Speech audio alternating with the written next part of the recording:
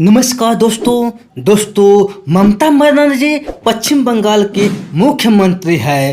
दोस्तों ममता बनर्जी का जन्म 5 जनवरी 1955 को कोलकाता पश्चिम बंगाल में गायत्री और प्रेमिलेश्वर बनर्जी के घर में हुआ था। वे निचले मध्यम वर्गीय परिवार से थे और उन्होंने अपने राजनीतिक सफर की शुरुआत कांग्रेस पार्टी के साथ की। उन्होंने जयप्रकाश नारायण की गाड़ी के बोनट पर चढ़कर निकम्मी सरकार के प्रति अपना विरोध व्यक्त किया था। दोस्तों उस समय वे कॉलेज की छात्रा थी। उन्होंने जोगमाया देवी कॉलेज दक्षिण कोलकाता से इतिहास विषय में स्नातक किया और कलकत्ता विश्वविद्यालय से इस्लामिक इतिहास में स्नातकोत्तर की उपाधि प्राप्त की। ममता बनर्जी ने अपना शिक्षण जारी रखते हुए श्री शिक्षायतन कॉलेज से एक और डिग्री प्राप्त की है। इसके पश्चात जोगेश चंद्र चौधरी लॉ कॉलेज कोलकाता से उन्होंने कानून की डिग्री भी प्राप्त की है। दोस्तों परिचय, ममता बनर्जी एक ऐसी महिला है जिन्होंने बंगाल से 34 साल के मजबूत साम्यवादी भारत सरकार को उखाड़ फेंका। वो एक लौह महिला है और अपने भड़काऊ राजनीतिक से लेकर पश्चिम बंगाल के मुख्यमंत्री बनने के सफर में उन्होंने अपने राज्य का राजनीतिक ऐतिहासिक फिर से लिखकर अपनी क्षमता और निर्णय शक्ति साबित कर दी है।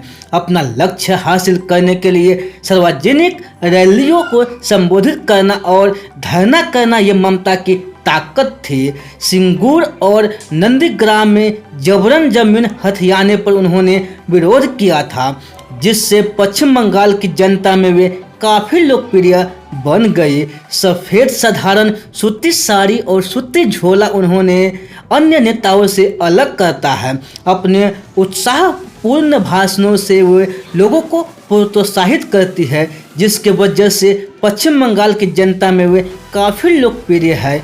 अपने प्रभावशाली भाषण में टैगोर और अन्य कवियों के उचित उद्धरण सुनाकर उन्होंने सामान्य जनमानस को अपनी तरफ आकर्षित किया। से उन्होंने कानूनी की डिग्री भी प्राप्त की। दोस्तों राजनीतिक जीवन, ममता बनर्जी ने अपने राजनीतिक सफर की शुरुआत कांग्रेस पार्टी के सदस्य के रूप में की थी। युवा आयु में ही वे राज्य महिला कांग्रेस की महासचिव चुनी गई थी। 1976 से 1980 सन 1984 में कोलकाता के जादवपुर लोकसभा क्षेत्र से उन्होंने अनुभवी साम्यवादी नेता सोमनाथ चटर्जी के खिलाफ चुनाव लड़ा और ये चुनाव जीतकर वे सबसे युवा भारतीय संसद बन गई। दोस्तों उन्होंने अखिल भारतीय युवा कांग्रेस के महासचिव पद पर भी काम किया। 1991 में नरसिम्हा राव की सरकार में वे मानव संसाधन, युवा कल्याण, खेलकूद और महिला बाल विकास विभाग की राज्य मंत्री भी रही। उनके द्वारा प्रस्तावित खेलकूद विकास योजना को सरकार की बहाली न मिलने पर उन्होंने विरोध के तौर पर अपना इस्तीफा दे दिया।